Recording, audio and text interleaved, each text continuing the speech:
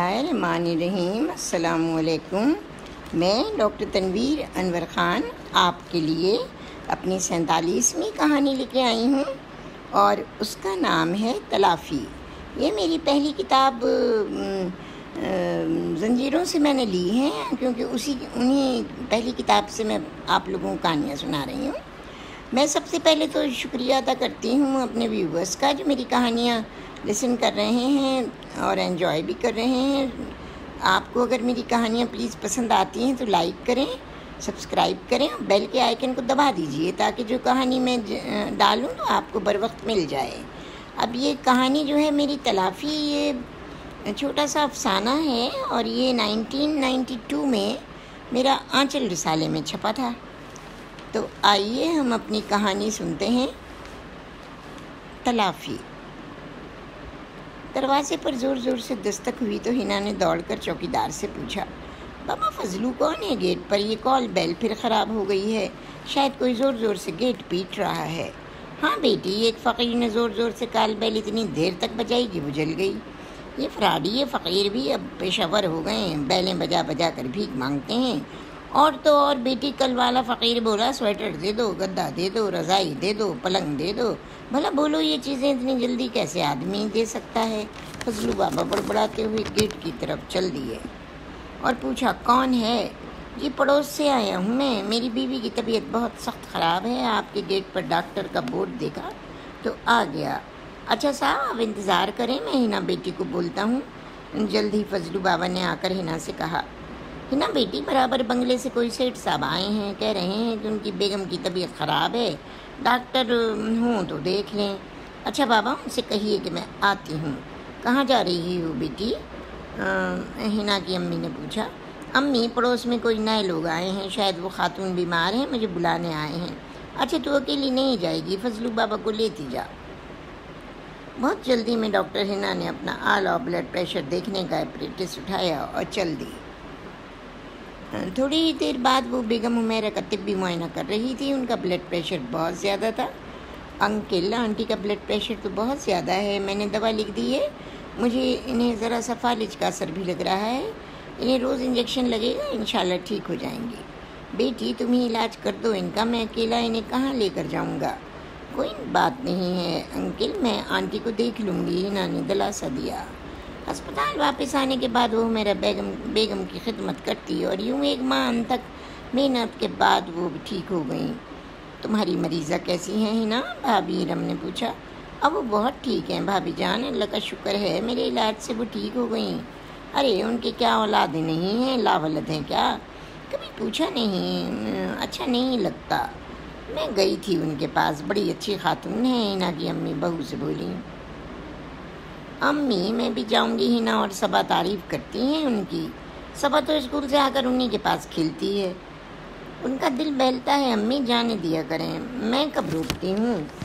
وہ تمہارے انکل اس کو پڑھا بھی دیتے ہیں، کھانا بھی کھلاتے ہیں اور ٹافیاں بھی کھلاتے ہیں، امی نے کہا، اور ہنا پھر اپنے کام میں مصروف ہو گئی۔ اس روز اس کی چھٹی تھی، وہ نہا دھو کر آنٹی حمیرہ کے گھر گئی۔ کیسی ہیں آنٹی آپ؟ ارے ہماری ڈاکٹر بیٹی آ گئی، انہوں نے خوشی کا اظہار کیا۔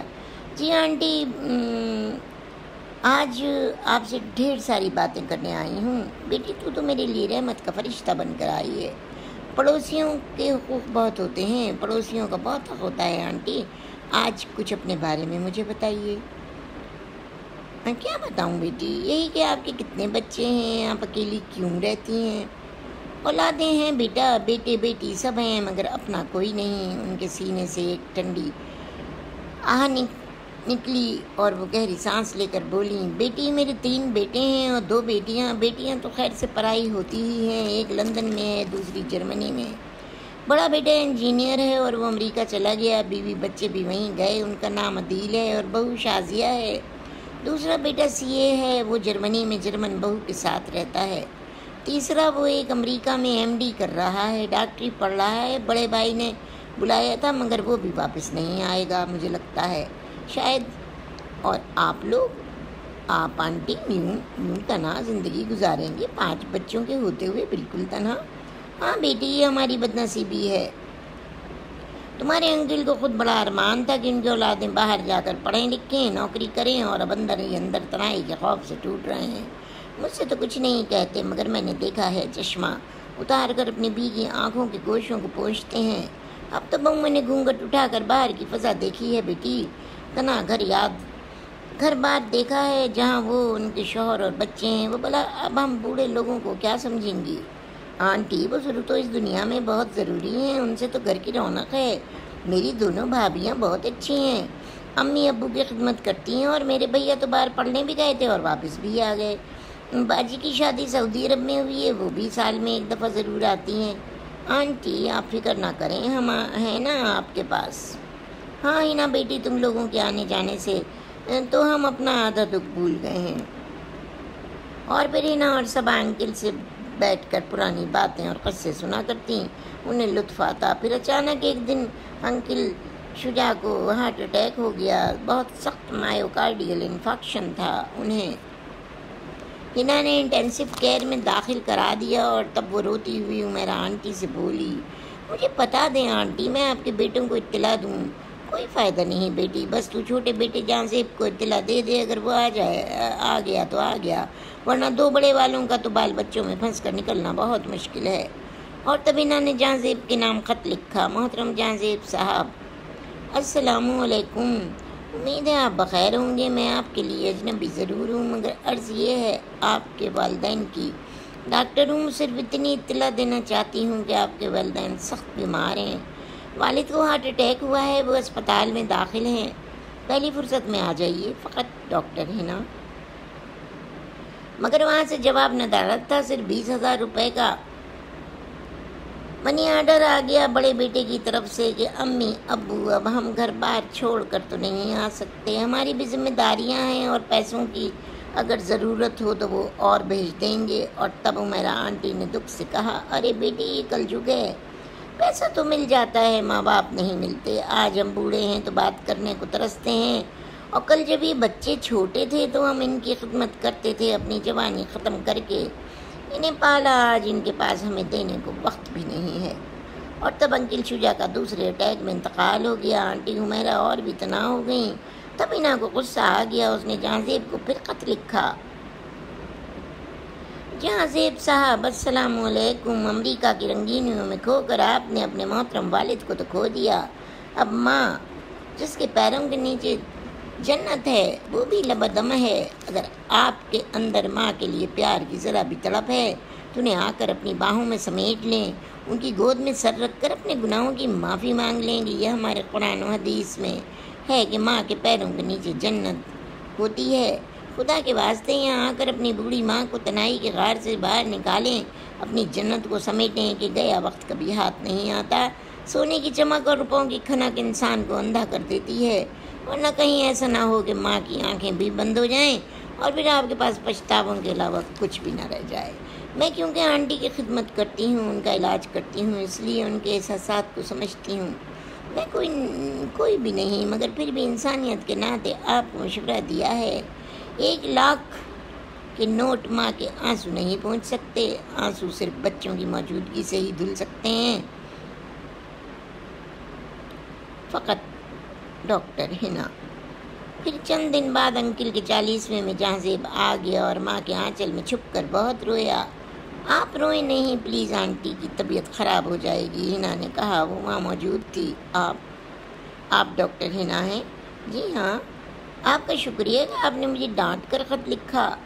جی میں شرمندہ ہوں کہ مجھے ایسا کرنا پڑا، بہرحال I am sorry for that. مجھے آپ کا بے تکلفانہ انداز پسند آیا۔ جہاں زیب صاحب یہ وہ ماں باپ ہیں جنہوں نے آپ لوگوں کو رات رات بھر جاگ کر پالا پوسا۔ آپ لوگ ایسے ہی تو اتنے بڑے نہیں ہو گئے، انہوں نے بھی آپ کی خدمت کی ہے، لاوارث نہیں چھوڑا، اور ورنہ آج آپ لوگ وہ نہیں ہوتے جو ہیں۔ مگر آپ لوگ سب کے سب بے حس ہیں، اپنے بابا کی میت کو کاندھا بھی نہیں دیا، وہاں سے لکھ کر بھیج دیا کہ جتنے پیسے چاہیے ہیں تو اور لکھ دیں، مل جائیں گے۔ اور بھی دنیا میں والدین ہیں جو اکیلے رہتے ہیں، آپ لوگ بھی رہ سکتے ہیں۔ اور جانتے ہیں آپ بڑے بھیا کے اس خط کے بعد ہی آپ کے بابا جانی کو ہارٹ اٹیک ہو گیا اور وہ اس دار فانی سے کوچ کر گئے۔ اگر ارے اگر آپ لوگ 1-2 لاکھ روپے میں ان بوڑھے لوگوں کی جیب میں ڈال بھی دیں تو انہیں کیا کرنا ہے؟ کہاں لے جائیں گے؟ اس 2 لاکھ کو یہ تو پلٹ کر اپنے پوتے پوتیوں نواسے نواسیوں کو ہی دے دیں گے۔ مگر یہ سب عقل کا پھیر ہے، کیا ملے گا؟ باہر گوروں کے ملک میں رہ کر کون سی جنت کمائی ہے آپ لوگوں نے؟ کیا ہم کو اسلام یہی تربیت دیتا ہے کہ ہم اپنے یوں بوڑھے ماں باپ کو چھوڑ کر عیش و عشرت کریں؟ آپ لوگوں کو تو گڑ گڑا کر معافی مانگنی چاہیے۔ اپنے گناہوں کی شاید خدا بخش دے، اگر ماں کی خدمت کریں گے تو اللہ تعالیٰ آپ کے لیے رزق کے دروازے سارے کھول دے گا اور آپ کے دل کو ایسا سکون ملے گا کہ کبھی نہ ملا ہوگا۔ اور جہاں سے خاموشی سے بیٹھا اس بھولی بھالی لڑکی کی تقریر سن رہا تھا جو اس کو بڑے پتے کی باتیں بتا رہی تھی، تب وہ ایک دم بولا، ڈاکٹر رینا آپ مجھ سے شادی کریں گی کیا؟ شادی؟ میری شادی اگلے ماہ اپنے کزن سے ہو رہی ہے۔ میں بچپن سے عاصم کے ساتھ منسوب ہوں۔ ہاں، آپ کے لیے کوئی اچھی سی لڑکی ڈھونڈ دوں گی۔ اور جہاں زیب کے دل میں ہلچل سی مچ گئی، وہ خاموش ہو گیا۔ کتنی بردبار اور اچھی لڑکی ہے، کاش یہ میری شریک حیات ہوتی۔ مگر خاموش سا ہو گیا۔ عمیرہ بیگم نے بھی ہینا کو بہو بنانے کی چاہ کی تھی، مگر وہ یہ سن کر خاموش ہو گئیں کہ اس کی شادی ہو رہی ہے۔ اور پھر جہاں زیب نے ہاسپٹل میں جاب کر لی، کچھ ہی روز کے بعد ڈاکٹر ہینا کے گھر شہنائیاں گونجیں اور وہ عاصم کے ساتھ دلہن بن کر رخصت ہو کر چلی گئی۔ مگر پھر وہ لمحات بڑے دردناک تھے جب عاصم کا انتقال ایک کار کے حادثے میں ہو گیا اور ہینا بیوہ ہو گئی۔ وہ واپس اپنی ماں کے گھر آئی تھی، وہ جانتی تھی، مگر پھر بھی ہینا صبر کی مکمل تصویر تھی۔ عدت پوری ہوئی تو وہ ایک ماہ بعد ایک خوبصورت بیٹے کی ماں بن گئی۔ جہاں زیب نے دل و جان سے اپنی ماں کی خدمت شروع کر دی تھی اور واقعی آج وہ بڑا مطمئن تھا۔ ایسا قلبی سکون وہ کبھی بھی حاصل نہیں کر سکا تھا۔ بیٹا جہاں زیب اب تو شادی کر لے۔ امی ایک بات کہوں؟ بول بیٹا۔ امی ہینا کو پرپوز کریں آپ۔ مگر وہ لوگ کر دیں گے کیا ہینا کی شادی؟ کیوں نہیں کر دیں گے؟ جب میں راضی ہوں وہ کیوں نہیں کریں گے؟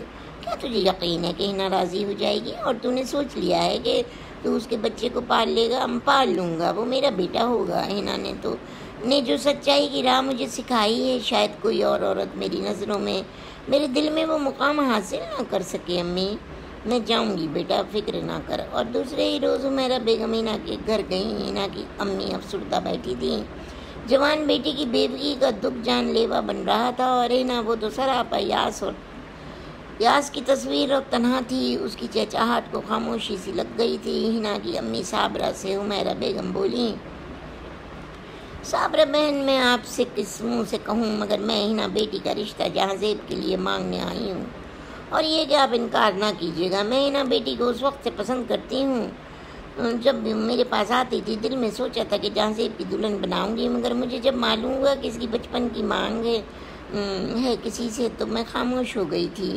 مگر ڈاکٹر جہاں زیب ایک بیوہ لڑکی ایک بچے کی ماں سے شادی کر لیں گے؟ صابرہ بیگم نے حیرت سے کہا۔ ہاں بہن، وہ ہینا کو اپنا آئیڈیل سمجھتا ہے، ایک ایسی لڑکی جس نے اسے نئی راہ دکھائی، اور آج وہ میرے پاس کتنا مطمئن اور خوش ہے۔ میں ہینا سے پوچھوں گی، میں کیا کہہ سکتی ہوں، صابرہ بیگم نے کہا۔ ہینا نے اپنے بیٹے فراز کو دودھ پلا کر کاٹ میں لٹایا، سلایا اور شائستہ بھابھی اس کے کمرے میں آ گئیں۔ ہینا کیا کر رہی ہو؟ بس بھابھی، فراز کو ابھی دودھ پلا کر سلایا ہے، اب دیکھیے اپنے بال سنوار رہی ہوں۔ ہینا ہم تم سے بہت ضروری بات کرنے آئے ہیں۔ جی بولیں بھابھی۔ ڈاکٹر جہاں زیب کا تمہارے لیے رشتہ آیا ہے، یہ سن کر ہینا کو ایک جھٹکا سا لگا۔ بھابھی آپ کیا کہہ رہی ہیں؟ کل ان کی امی آئی تھیں، وہ کہہ رہی تھیں کہ جہاں زیب صرف اور صرف تم سے شادی کرنا چاہتا ہے۔ ارم نے کہا۔ مگر بھابھی، ابھی تو میرے ہاتھوں کی مہندی بھی نہیں اتری تھی کہ میں بیوہ ہو گئی۔ بیوگی کی چادر سر پر پڑی تو آپ لوگ پھر سے مجھے دلہن بنانے کی سوچنے لگے، اور میرے بیٹے کا کیا ہوگا؟ ہینا تم میری چھوٹی بہن کی طرح ہو، ہم نے تمہارے پیار کو کبھی نند کے روپ میں نہیں دیکھا، اور پھر اتنی کم عمری میں تم پر یہ پہاڑ ٹوٹا تو یہ کوئی خلاف شرعی بات تو نہیں ہے، یہ تمہارا حق ہے، اور بچے کو وہ اپنا بیٹا بنا کر رکھے گا۔ میں کیسے یقین کر لوں بھابھی؟ اگر ایسا نہ ہوا، میرا بچہ اگنور ہوا تو میں مر جاؤں گی۔ سنو ہینا جان، تم جہاں زیب سے مل کر خود جا کر بات کر لو، وہ شاید تمہیں مطمئن کر سکے۔ ہاں میں جاؤں گی، مگر ان کے گھر نہیں، ان کے اسپتال جاؤں گی۔ ٹھیک ہے، امی نے مجھے ذمہ داری سونپی تھی، تم جلد از جلد اپنا فیصلہ ہمیں سنا دو۔ فرصت ملتے ہی جاؤں گی بھابھی۔ اور پھر بیٹھے بیٹھے ہنا نے اسپتال میں جاب کر لی۔ وہ 15 روز کے بعد جہاں زیب کے پاس اس کے اسپتال پہنچی۔ اوہ ڈاکٹر ہنا، آپ؟ جی میں آپ سے ضروری بات کرنے آئی ہوں، وہ نظریں نیچی کیے ہوئے بولی تو جہاں زیب مسکرا دیے۔ ہاں بولیں، کیا بات ہے؟ آپ بزی تو نہیں ہیں؟ نہیں میں بزی نہیں، میرے اپائنٹمنٹ ختم ہو چکے ہیں۔ پھر جہاں زیب نے چائے کے لیے پیون کو کہا، دراصل جہاں زیب آپ کی امی نے جو بات میرے گھر آ کر کہی ہے، کیا وہ سچ ہے؟ ہاں سچ ہے، آپ جانتی ہیں کہ میں آپ کو لائک کرتا ہوں۔ اب بھی؟ ہاں اب بھی، کیوں اب کیا ہو گیا؟ بہت کچھ ہو گیا جہاں سے، بہت کچھ۔ آپ ہیں، میں وہ نہیں، مجھ میں فرق ہے۔ میں پہلے لڑکی تھی، اب ایک بیوہ عورت اور ایک بچے کی ماں ہوں۔ آپ کو بہت سی کنواری لڑکیاں مل سکتی ہیں، مگر میں اپنے بچے کو کسی آزمائش میں ڈالنا نہیں چاہتی۔ ہنا تم میرے لیے اب بھی وہی پہلے والی ہنا ہو، وہی معصوم سی بولی بالی بے باک سی لڑکی جس نے ایک بے حس اور سوئے ہوئے انسان کی انسانیت کی راہ پر گامزن کر دیا۔ کیا تم سمجھتی ہو کہ کوئی اور لڑکی اس خلا کو پر کر سکتی ہے؟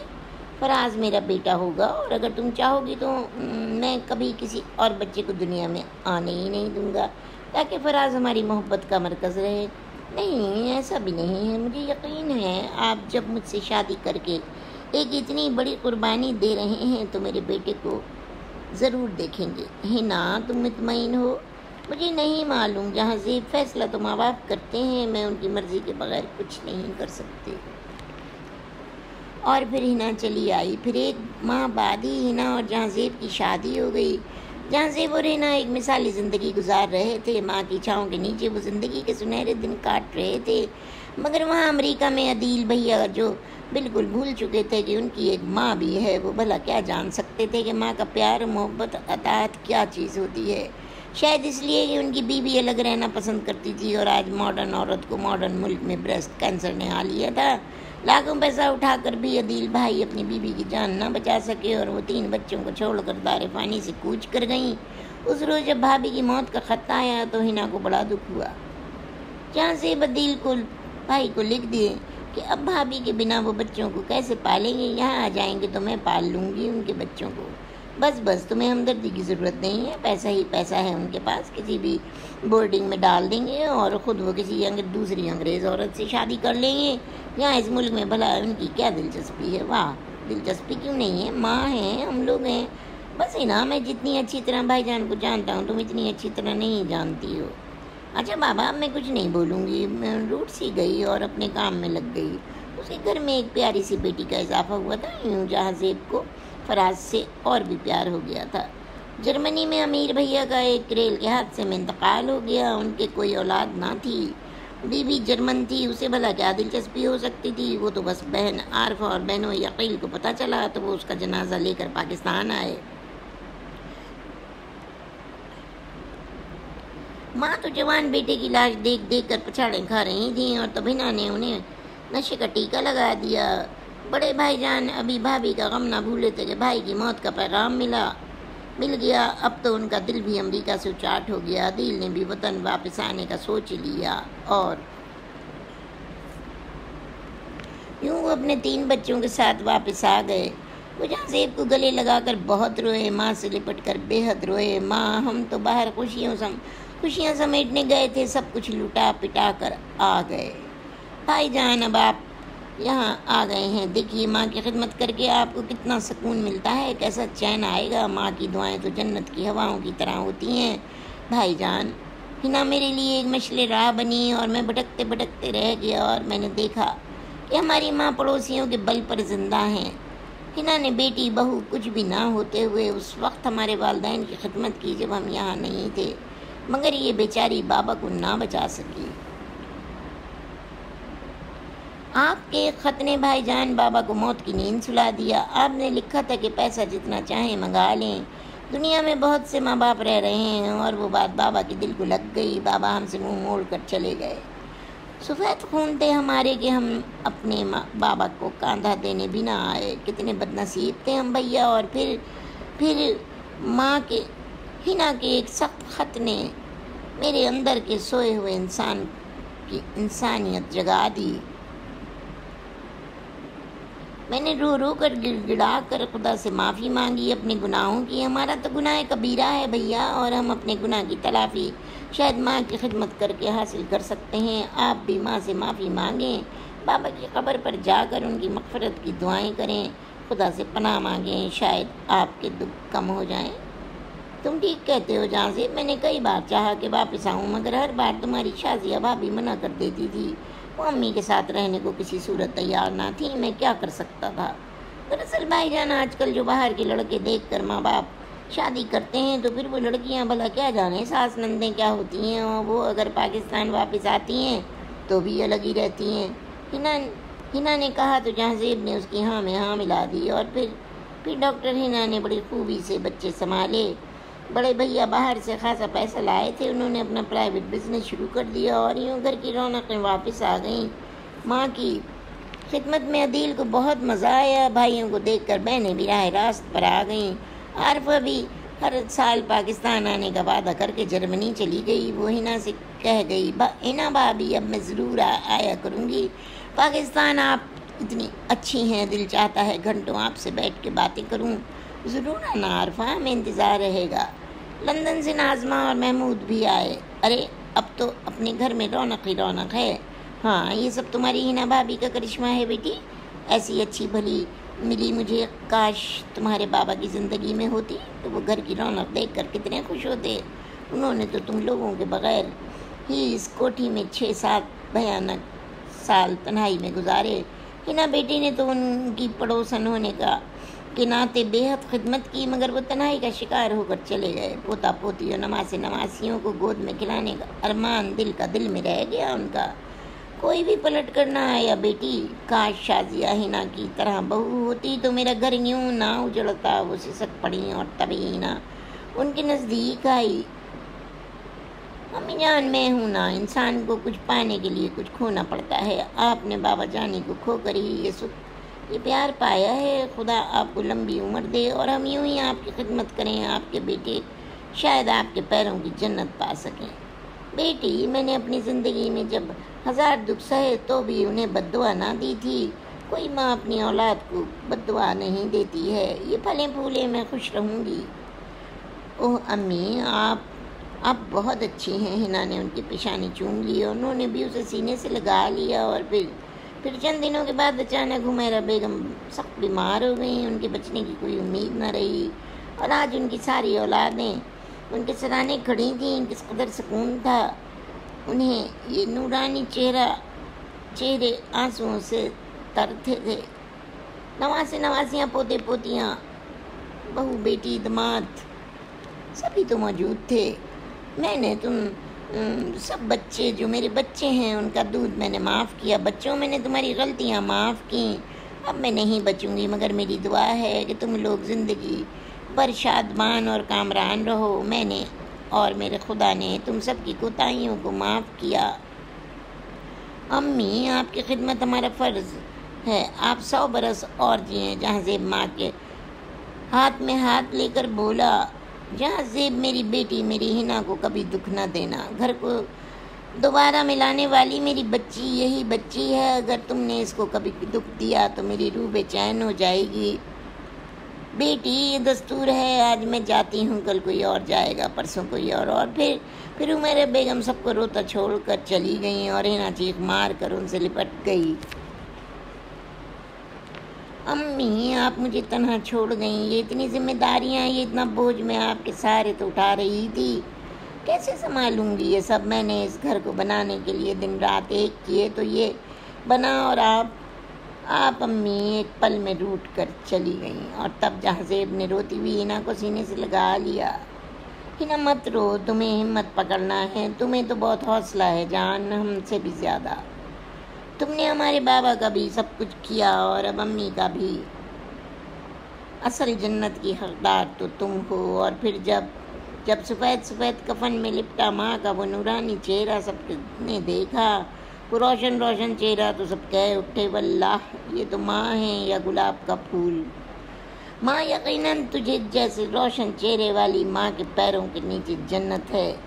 جہاں سے بڑبڑایا اور آنسو پوچھ لیے، اور جب گیٹ سے باہر ماں کا جنازہ نکل گیا تو انہوں نے پچھاڑیں کھاتی ہوئی عارفہ اور فاطمہ کو گلے سے لگا لیا۔ تم لوگ رو نہیں، والدین کے چلے جانے سے میکا اجڑتا نہیں ہے، اسے بھائی اور بھابھی آباد رکھتے ہیں۔ امی نہیں تو تم کو وہی مان ملے گا، وہی پیار ملے گا میرے پاس، تم لوگ جب چاہو آنا رہنا، کیونکہ موت پر کسی کا بس نہیں، میرا تمہارا کسی کا نہیں۔ اور وہ اس کے سینے سے لگی بڑی دیر تک سسکتی رہی اور ہنا آنکھوں میں آنسو لیے سوچ رہی تھی، بزم ویراں کو سجانا زندگی کا نام ہے اور بچھڑوں کو ملانا زندگی کا نام ہے۔ تجھ کو گر زندہ ہے رہنا تو یہ سارے کام کر، پھر قیامت تک سوا قائم تو اپنا نام کر۔ اور یہ سوچتے سوچتے اس کی آنکھوں کے گوشے چھلک پڑے اور دو چار سچے موتی ٹپک کر آنچل میں جذب ہو گئے کہ آج اس کی دکھائی ہوئی راہ پر چل کر سب کی تلافی ہو گئی تھی۔ آج ماں بڑی شان سے رخصت ہوئی تھی اور چلی گئی تھی۔ اور اسی کے ساتھ میری یہ کہانی تلافی ختم ہوتی ہے۔ امید ہے ویورز آپ کو پسند آئی ہوگی۔ اب اگر آپ کو میری کہانی پسند آئی ہے تو پلیز لائک کریں، سبسکرائب کریں، بیل کے آئیکن کو دبا دیجئے۔ اب میں آپ کے ساتھ جو اگلی 48ویں کہانی لے کے آؤں گی اس کا نام ہے ٹھنڈی راکھ۔ تو ہم پھر ویورز ملتے ہیں اگلی اپنی کہانی ٹھنڈی راکھ سے، جو کہ 48 کہانی ہوگی۔ اس وقت تک کے لیے مجھے اجازت دیجیے، انشاءاللہ پھر ملاقات ہوگی۔ اللہ